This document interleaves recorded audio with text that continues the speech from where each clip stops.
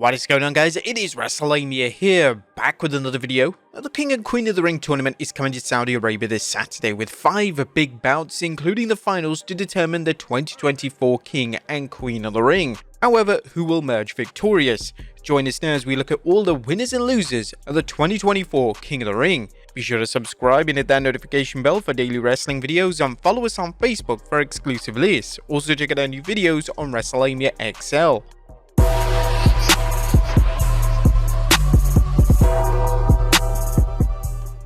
The first match will be the Women's World Championship match as champion Becky Lynch takes on Liv Morgan. Rhea Ripley's unfortunate injury has created a very interesting scenario here, as Becky Lynch's contract situation, as the latest report indicates, the man hasn't signed a new deal with the WWE yet, but while we'll never know if Rhea Ripley would have dropped the title before King of the Ring, all signs seem to point to Rhea vs Liv match. Consequently, it makes sense for Liv Morgan to win the belt, so when the Eradicator eventually returns, the WWE has an instant program for Liv and Rhea, although we don't discount the possibility of Liv losing and feuding with Ripley without any title on the line. Although it's doubtful the WWE thinks Becky would walk out with the title and thus make sure she loses in Saudi Arabia before her contract expires, it makes sense for Liv to win. As we discussed in our Rumors video, one tantalizing question is whether Liv will get some help from someone whom WWE has been hinting is getting up close and personal with. Whatever happens, look for Liv Morgan to win the title by underhanded methods, setting up rematches with Becky until Rhea returns and perhaps even turning things into a triple threat match.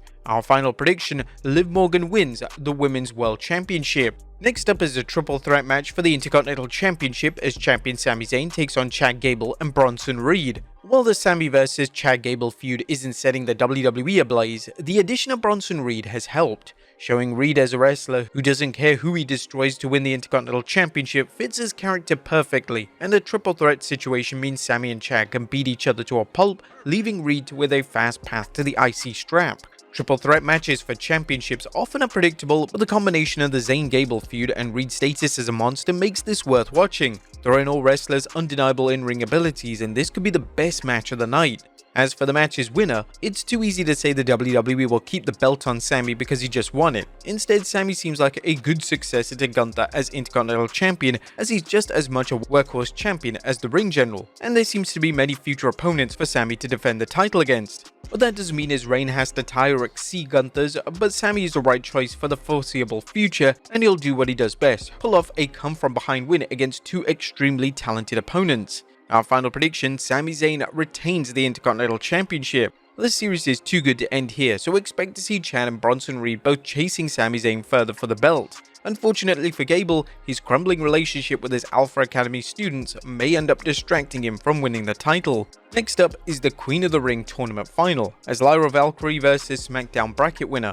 And we've already discussed how the tournament's winner can benefit. However, it's worth noting that the Queen of the Ring crown is even more important for the women's division due to the lack of secondary titles for the WWE's female superstars. The Queen of the Ring semi-finalists all have something to gain. A win for Bianca Belair is another way of recognizing her incredible skills without putting the world title on her in the near future. While Io Sky isn't at Bianca's level yet, a win would have kept her in the spotlight as a main eventer without an official title. Lyra Valkyria, on the other hand, falls into the category of someone who, like Tama Tonga, would receive an immediate boost, a not so subtle hint that fans should keep an eye on her. Lyra's incredible win over Sky suggests she may be on the way to win. However, some fans are already speculating Damage Control isn't going to let her make it to the finals. If so, will Sky go in her place? And finally, there's Nia Jax. A win could re-establish her as a top star.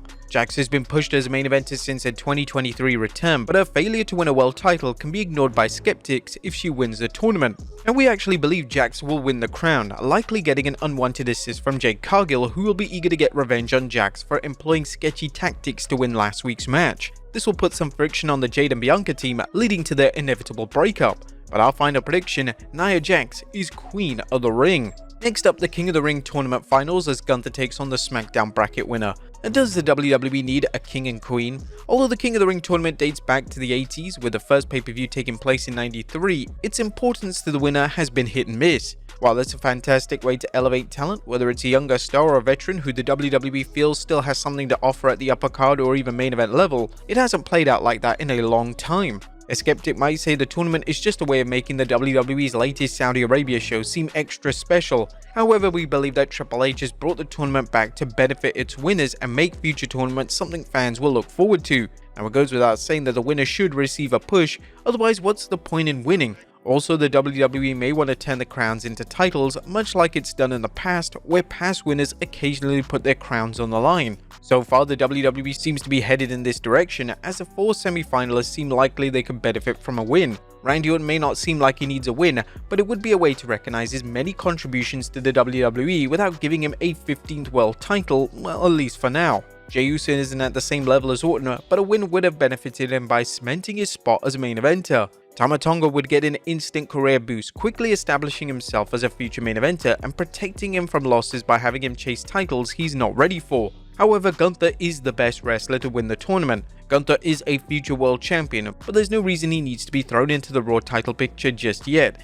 especially with the WWE seemingly planning to book Drew McIntyre and CM Punk in it. Gunther winning the tournament is a great way to add to his credentials and keep him positioned as a top player. Judging from the way he's dominated the tournament so far, a win seems like a foregone conclusion. Our final prediction, Gunther is the king of the ring. And finally, it's time for the undisputed WWE Championship match as champion Cody Rhodes takes on Logan Paul. And while the WWE hasn't spent much time building up Cody's first 2 PLE opponents, you've got to give the American Nightmare serious props for doing his best to make each match seem important.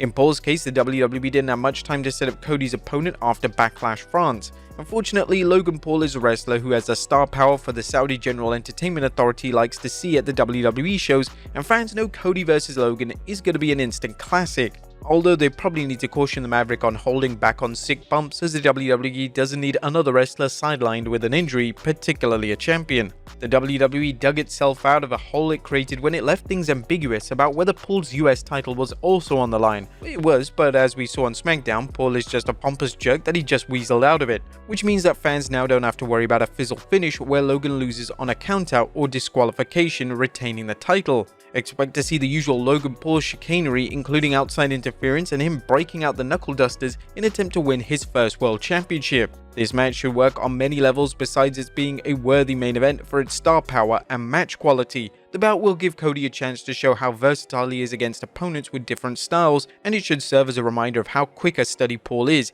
and how we will give Paul some comeuppance without him dropping his title. Our final prediction, Cody Rhodes retains the undisputed championship. And while the WWE's gotten by on putting Cody into matches where it's more about the quality of matches than the storylines driving them, the WWE needs to spend more time on Cody's next opponent and build a compelling storyline that will make the subsequent matches even better. If the speculation that Randy Orton will be Cody's next opponent turns out to be accurate, this should remind fans why Rhodes is a worthy successor to Roman Reigns. But there you have it, folks, all the winners and losers for the King and Queen of the Ring. Be sure to leave your comments down below on your predictions, and I'll see you next time with some more wrestling content.